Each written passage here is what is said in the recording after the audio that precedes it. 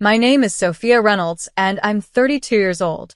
If you looked at my family from the outside, you'd probably think we were picture perfect, successful parents, a beautiful house in the suburbs of Silver Grove, California, and three well-dressed children who never wanted for anything. But what people never saw, what no one wanted to see, was how perfectly broken it all really was. I was the oldest. Then came my twin brothers, Brandon and Tyler, born just 2 years after me. From the moment they arrived, it was like I had become invisible. My parents, Jennifer and Oscar Reynolds, ran a major tech company, one of those sleek Silicon Valley firms that made apps you didn't even know you needed. Jennifer was the COO, Oscar was the CTO, and together, they were seen as industry powerhouses. To their colleagues, they were modern innovators. To their children, well, to me, they were emotionally distant perfectionists who measured love in achievements and paychecks. Growing up, the favoritism wasn't loud. It was subtle at first. Brandon would break a lamp, and I'd get scolded for not stopping him. Tyler would cry for a toy, and I'd be told to hand mine over because you're older. I thought maybe I was imagining it. Maybe I wasn't trying hard enough to make them proud. But by the time I turned 12, it wasn't subtle anymore. I had been dreaming for months about a beautiful interior design kit I saw online. Nothing fancy, just a curated set with fabric swatches, a layout sketchpad, and tiny samples of wallpaper. I had hinted so many times, even printed the product page and left it on Mom's desk. I hoped, desperately, that they'd notice, that they'd show, just once, that they were listening. On my birthday, I got one box. I tore it open, my heart pounding, and inside was a coding workbook. From Mom and Dad. For your future, the note said. I forced a smile while Brandon unwrapped a new gaming console and Tyler showed off his remote-controlled drone. I remember sitting there with my fake smile and a stomach full of hollow. As we got older, the gap only widened. Our family vacations were chosen by Brandon and Tyler's interests, snowboarding in Aspen, jet skiing in Miami, camping in Utah's national parks. I wanted to visit New York City to see architecture exhibits, or walk through antique markets in Charleston. Every time I suggested something, it was brushed aside. We'll do that next time, Dad would say with that dismissive wave of his hand. Let the boys have their turn. College made things worse. I had fallen completely in love with interior architecture and space design. I'd spend hours rearranging my bedroom, sketching layouts, watching design shows. I wanted to make spaces that made people feel something. Safe. Seen. Whole. When I told my parents I wanted to major in interior design, my mother actually laughed out loud. Sophia, she said, adjusting her smartwatch and barely glancing at me. That's not a real degree. Brandon leaned against the kitchen counter with that smug grin he always wore. You should do something useful, Sophia. Like AI programming or data science. Dad nodded approvingly at him, like Brandon had just solved climate change. Me? I disappeared again. But despite their opinions, I applied anyway. I got accepted into a well-ranked design school with a scholarship that covered half the tuition. I was thrilled, almost breathless with excitement. I rushed into the living room where my parents were seated with glasses of wine and startup pitch decks open on their tablets. I got in, I said. And I got a scholarship. Jennifer didn't even look up. That's nice, honey. Brandon just got accepted into a summer tech incubator. His idea might be funded. I stood there, the acceptance letter shaking in my hand. I should have gotten used to it by then. But somehow, it still hurt every time. When the time came for me to move out, my parents didn't even offer to drive me to the dorms. They said they were traveling for a conference. I packed my suitcase, took the local commuter bus, and left quietly. The only person who showed up to say goodbye was my grandmother, Evelyn. She met me at the bus station with a thermos of tea and a soft hug. Sophia, she said, you're brave. I'm proud of you. Don't let their coldness turn you cold, too. Before I boarded, she slipped a white envelope into my hand. It was a small check, not life-changing, but enough to buy my textbooks and a proper desk lamp. But more than the money, it meant she saw me. She believed in me. And in that moment, that was everything. College life was a strange mix of freedom and struggle. On one hand, I was finally out of my parents' shadow. No more forced tech events. No more comparisons to my brother's startup ideas. I was in a world where creativity actually mattered, where my interior design sketches were celebrated, not mocked. On the other hand, I was constantly scraping by. Scholarships helped, but they didn't cover everything, and I worked 2 part-time jobs to pay for rent, art supplies, and books. Meanwhile, my brothers were living lives straight out of an Ivy League catalog. Brandon and Tyler attended elite universities, both fully funded by our parents, of course. They posted photos from $2,000 a night ski lodges, high-end rooftop parties, and spring break trips to Italy. My social media? It was full of secondhand decor projects, night shifts at a coffee shop, and library floor naps. My calls home got shorter and less frequent. I tried, sometimes, to share a win like getting chosen to lead a student design team, but the response was always cold. "That's cute," Mom once said. "Did you hear Brandon got selected to speak at a national tech conference?" Sometimes I wondered why I even bothered. But one person never failed to cheer me on, Grandma Evelyn. She called every week, sometimes just to ask what color schemes I was working on. She'd send little gifts now and then, a new set of pencils, a thrifted design book, even a homemade quilt with my name stitched in the corner. It was her way of saying, "I see you."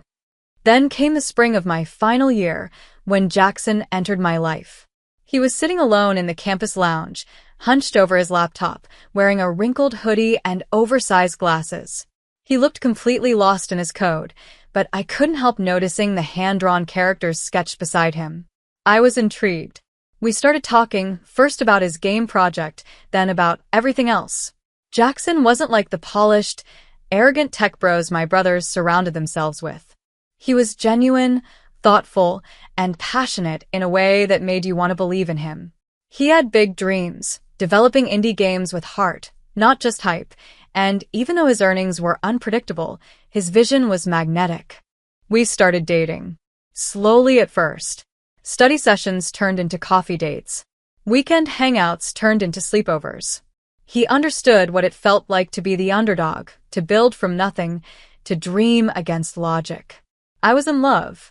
Not just with him, but with the life we were building, messy, imperfect, but ours. When graduation came around, I invited my parents. They came, but only for an hour. They brought a generic flower bouquet and spent most of their time talking about Brandon's startup and Tyler's fellowship. Dad asked, "So, what are you doing now?" And when I told him I'd accepted a junior designer role at a local firm in Los Angeles, he nodded vaguely and said, "Just make sure you don't depend on anyone." They left before I even walked across the stage. A week later, Jackson and I moved in together in a small one-bedroom apartment on the edge of downtown LA. The kitchen barely fit 2 people, the carpet was older than me, and we had to eat dinner on boxes for a month, but we were happy. We both worked long hours, me designing retail spaces for small businesses, Jackson coding late into the night, but we made time for each other.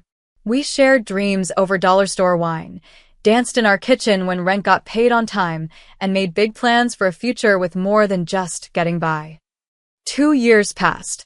We didn't have much, but we had each other. Then one evening, after a quiet walk along the boardwalk, Jackson knelt down on the sand and proposed. I didn't need a diamond or a rooftop drone show like Tyler's proposal video. I just needed that look in his eyes. The one that said, "You matter." I said yes. The next day, I called my parents to tell them the news. They weren't thrilled. "That's fast," Mom said flatly. "Have you thought this through? You're still building your career," Dad added. "And Jackson isn't exactly stable." I bit my tongue and stayed polite, hoping things would change. Weeks went by. Jackson and I started planning a small, cozy wedding at a local community center. We wanted simple flowers, handwritten vows, homemade desserts. We weren't aiming for Pinterest perfection, just something meaningful. But as we drafted the guest list and crunched numbers, our budget started looking painfully thin.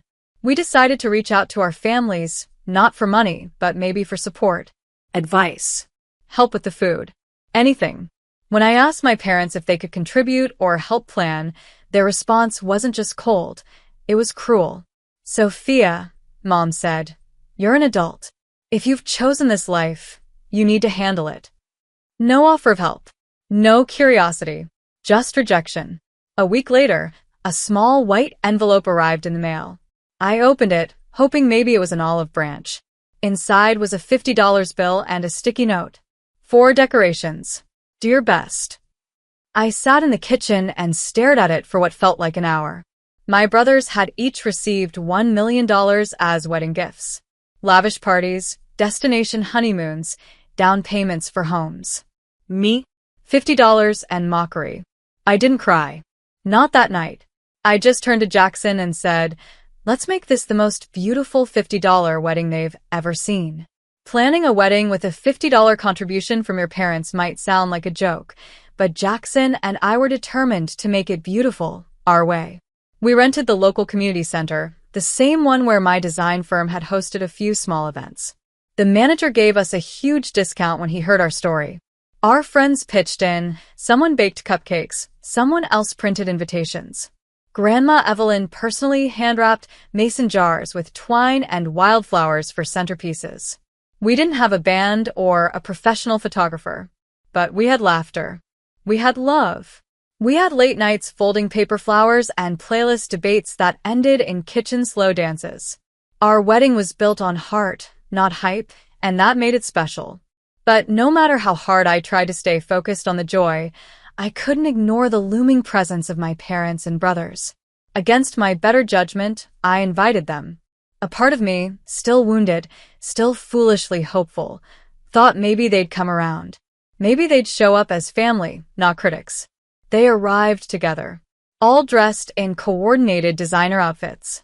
Jennifer in a crisp ivory suit, Oscar in a tailored navy blazer, Brandon and Tyler both in luxury sunglasses and smug expressions. From the second they walked in, I felt the temperature in the room drop. They didn't smile. They didn't hug me. They just nodded stiffly and took their seats in the front row. I could hear their whispers from the stage as I stood under a floral arch made by hand. "Look at these decorations," my mother muttered to Oscar. "They look like a craft fair explosion." "Where's the champagne fountain?" Brandon snorted. "I've seen birthday parties with more elegance," Tyler added with a chuckle. I gritted my teeth and focused on Jackson, who looked like the only person that mattered. When I saw his warm smile as I walked down the aisle, everything else faded, at least for a while.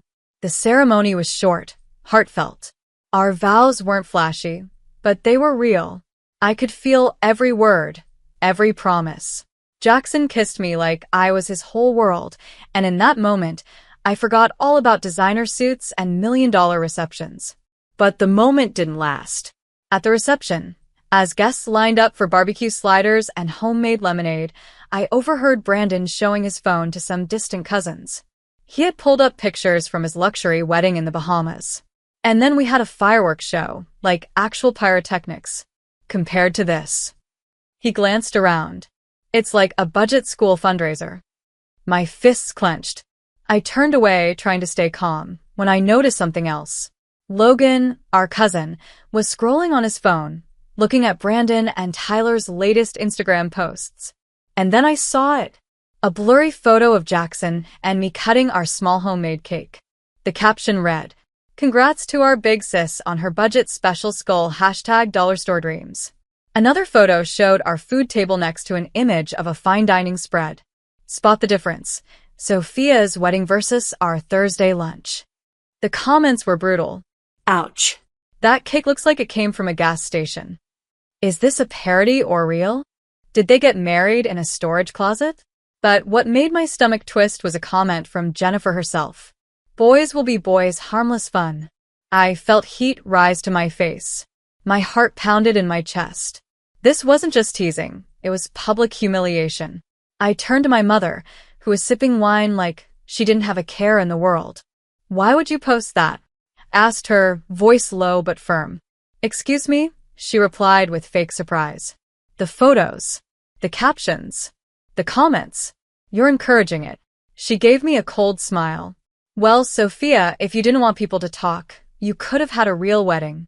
Maybe if you hadn't thrown away your potential chasing pillows and curtains, we wouldn't be here."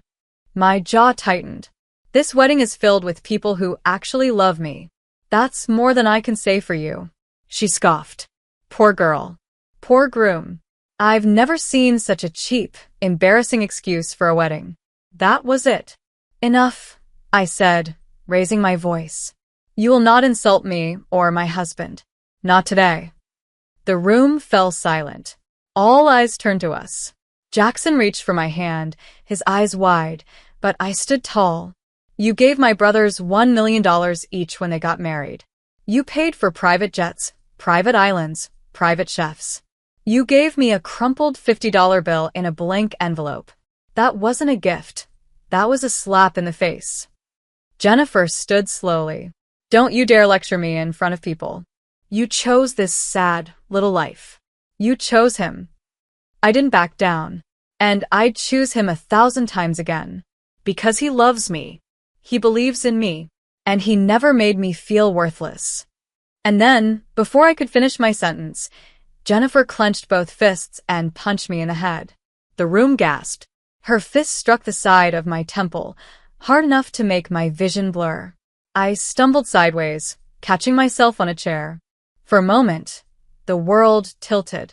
My ears rang. I blinked and tried to steady myself. Jackson jumped between us, shouting, "What the hell is wrong with you?" Several guests stood up. Chaos erupted. I heard someone scream. And then, "I'm calling 911. A woman yelled, "Rachel," one of Jackson's close friends. I could barely stand, but I forced myself upright. I wasn't bleeding. I wasn't broken. But I was done. Jennifer didn't even look guilty. She looked proud. The room pulsed with disbelief. Some guests started to leave. Others filmed the aftermath. Then I heard sirens in the distance. The sirens were growing louder. Fast.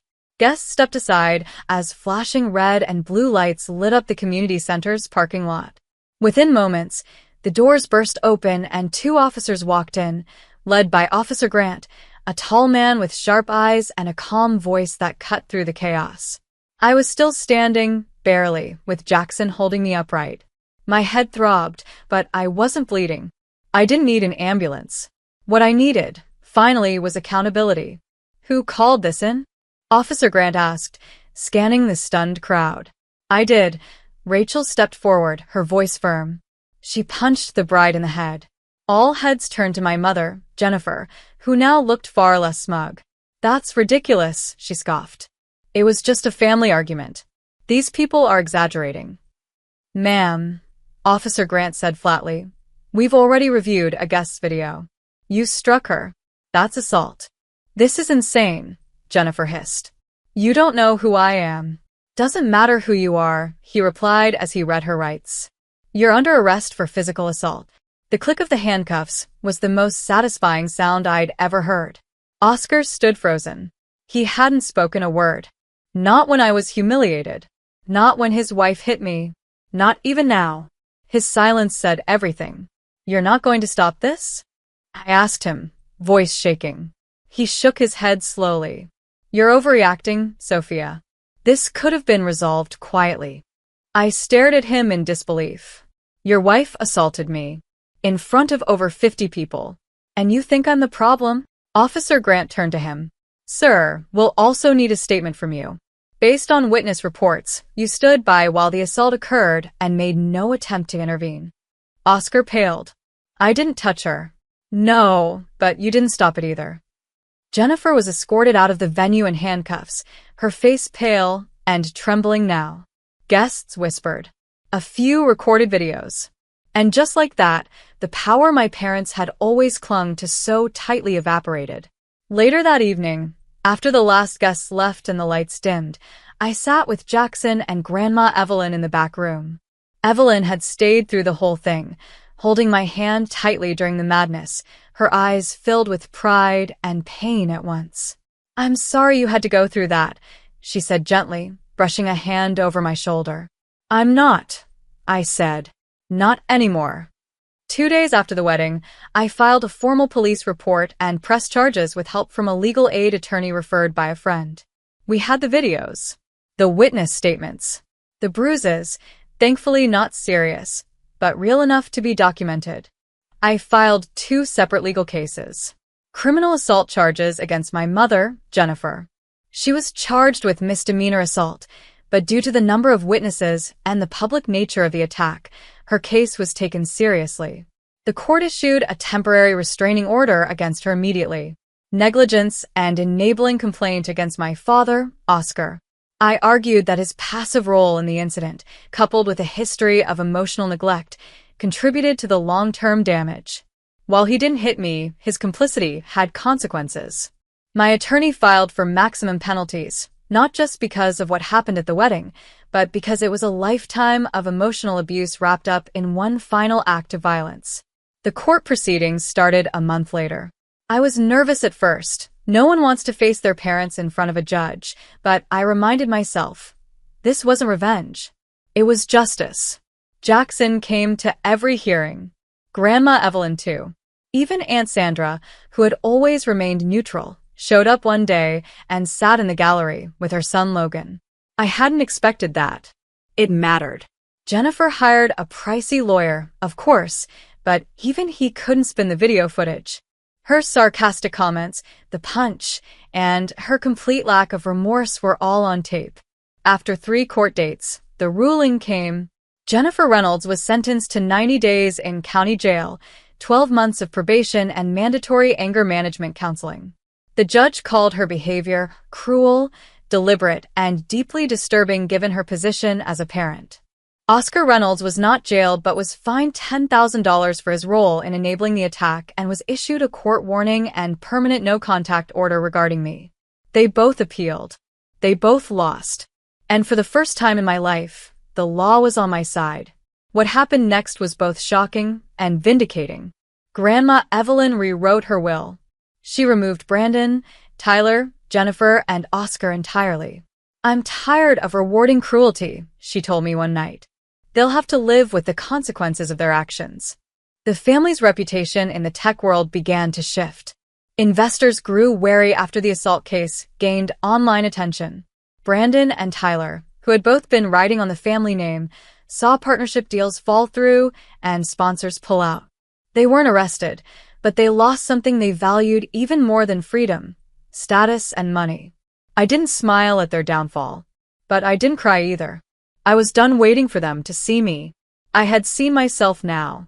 The months that followed the court rulings felt like a strange kind of calm after a long, endless storm. There were no more calls from my parents. No more humiliating texts from Brandon or Tyler. No more desperate attempts to win their approval. They had shown me who they were, and I had finally learned to stop asking them to be anything different. Jackson and I started over, one careful step at a time. We poured our energy into the little things: work, building our savings, eating home-cooked meals together, planning for something better. He kept developing his indie games. I took on more freelance design projects, cafes, studio spaces, even a few influencer home makeovers. And then one day, a new opportunity knocked. A major interior design publication featured one of my commercial renovation projects in a digital spotlight series. Overnight, my email inbox flooded. Clients, collaborators, offers I had only dreamed about. I couldn't believe it. "You're finally being seen," Jackson whispered one night as we lay on the couch, scrolling through messages. "Not just by others. By yourself." He was right. For the first time in my life, I wasn't just surviving. I was thriving. 6 months after the wedding, Jackson and I stood in front of our new apartment building in downtown Silver Grove. It wasn't massive, but it was ours, with exposed brick walls, natural light pouring in from tall windows, and space for both of us to work and grow. We held up the keys together and snapped a photo. That night, I posted the picture online, just one clean image of Jackson and me standing at the front door, smiling hand in hand. Beside it, I added a photo of Grandma Evelyn sitting on our new living room couch, her smile glowing, a handmade quilt draped over her shoulders. My caption read, "New beginnings. Old love. Built from grace, grit, and those who stood beside us." The post went viral within our circles. And just like clockwork, the messages started pouring in. My phone lit up with friend requests from relatives I hadn't heard from in years. Polite comments from extended family who had once mocked me, suddenly full of praise. And then, the call I knew would come. I let it ring once. Twice. I almost declined, but something in me wanted to hear what they'd say. Sophia, sweetheart, my mother's voice oozed through the line like syrup. We heard about the apartment. Such wonderful news. We always knew you'd make it. Your dad and I were just saying how proud we are, Oscar added. We'd love to see you. Maybe celebrate together as a family? I almost laughed. As a family? I repeated. We stopped being a family the moment you turned your back on me. That's not going to change just because you saw a successful post online. There was a long pause. Don't be so cold, Sophia, Jennifer said, still trying to sound sweet. You know we didn't mean any harm. You meant every word, I said. Every slap, every insult, every time you told me I wasn't enough. You can't erase it with fake congratulations and fruit baskets. Think about what's best for the family, she pushed. That did it. What's best for the family, I said slowly, is that I'm no longer part of yours. And I hung up. A few days later, they showed up at our door. Oscar, Jennifer, even Brandon and Tyler, looking more uncomfortable than usual in clothes that probably cost more than our rent. I didn't open the door. I didn't need to.